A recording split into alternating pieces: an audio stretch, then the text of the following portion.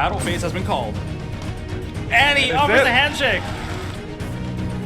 Deck has to go for backcheck here or uses big welcome.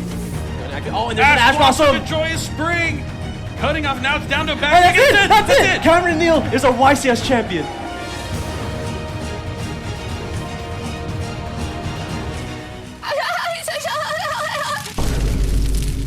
Snake Eye, Snake Eye, Snake Eye.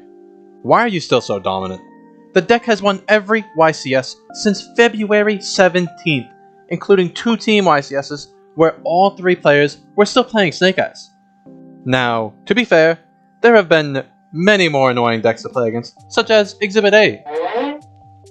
Nonetheless, 4 months of this deck being far and away the best deck in the format is a little bit too much, and the last ban list 2 months ago really didn't solve the issue, so we could be getting a couple more months even. I'm not fucking leaving! So, is Yu-Gi-Oh! Doomed? Well, no, not necessarily. Although, it doesn't seem likely that Snake Eyes will be gone anytime soon. In fact, the new Fiendsmith cards that will be releasing quite soon are probably going to bolster the deck even more, based on how the deck is played in the OCG right now. That doesn't mean that the power level of the deck has to be going up though. So, real quickly, before we explore what can be done to dethrone Snake Eyes, let's look at the ban list that we just got in April and see why it had very little to no effect on the deck. With Snake Eyes being a relatively new deck at the time, Konami likely did not want to hit the deck itself, although the deck had to be raking them in some cash. So, they opted to hit powerful extra deck cards that the deck was using, namely Link Karibo, Borreload Savage Dragon, and Baronne de Fleur, all of which were frequent members of pure Snake Eyes decks at the time, and by removing these cards, it was thought that the end board pure Snake Eyes would produce was not going to be as powerful. In reality though, these cards were replaceable, and the damage done to the deck was negligible, especially considering many other decks were negatively impacted, and they couldn't make up for it as easily as a strong deck like Snake Eyes. Looking forward to the next ban list, the TCG has to be more firm on the deck in order to avoid a disaster. But they've shown in the past that they are not afraid to be.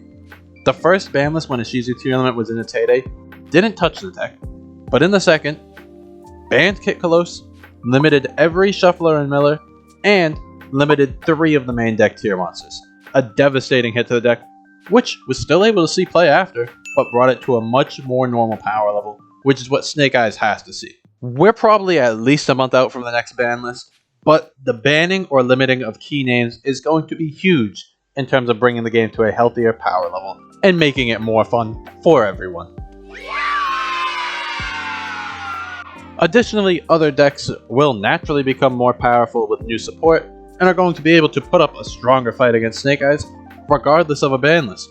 2 decks that duelists really should keep their eye out for are Yubel and Tenpai Dragon, due to the strong results that they've put up in the OCG. But we're going to have to take this with a grain of salt, because the influence of Max C and a different ban list and playing philosophy means it doesn't translate perfectly to the TCG. So in conclusion, is Yu-Gi-Oh! Doomed? No. There will be more ban lists, and there will be more new decks that overtake Snake Eyes and become the new meta contenders.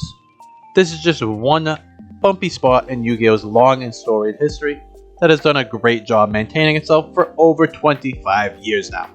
If you enjoyed, consider dropping a like or subscribing, and other than that, have a great day everyone.